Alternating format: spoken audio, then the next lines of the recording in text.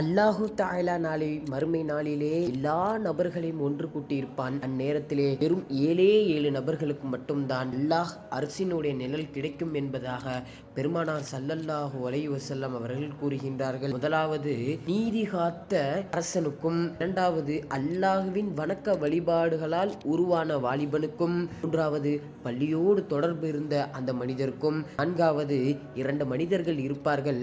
அவர்கள் அல்லாஹ்விற்காகவே நேசித்து ஒன்று சேர்ந்து அல்லாஹ்விற்காகவே பிரியக்கூடியவர்களாக இருப்பார்கள். ஐந்தாவது நல்ல குடும்பத்தைச் சேர்ந்த ஒரு அழகிய பெண் வினாவிற்கு அழைத்த பொழுது இத்தக்குல்லா, நான் அல்லாஹ்விற்கு பயப்படுகின்றேன் என்று கூடி ஒதுங்கிக் கொள்வாள் அல்லவா, அவளுக்கும் அதாவது வலது கரம் கொடுக்குவதனுடைய தர்மத்தை இடது கைக்கு தெரியாமல் கொடுக்கின்ற மனிதர்களுக்கெல்லாம் ஈஸியாக தனிமையிலே அல்லாஹ்வை நினைத்து அல்லாஹ்வை அச்சத்தோடு இருக்கின்ற கூடிய நபர்களுக்கும், தனிமையிலே அல்லாஹ்விடம் தன்னுடைய பாவங்களை எல்லாம் வருந்தி கண்ணீர் வடித்தவர்களுக்கும், இந்த 7 நபர்களுக்கு மட்டும்தான் அல்லாஹ்வினுடைய அரிசி நிழல் கிடைக்கும் என்பதாக நாயகம் ஸல்லல்லாஹு அலைஹி வஸல்லம் அவர்கள் சொல்கின்றார்கள். புகாரி ஷரீஃபிலே பதிவு செய்யப்பட்டிருக்கின்றது. நாமும் இந்த விஷயத்தை எல்லாம் நம் வாழ்க்கையிலே கடைபிடிக்க வேண்டும்.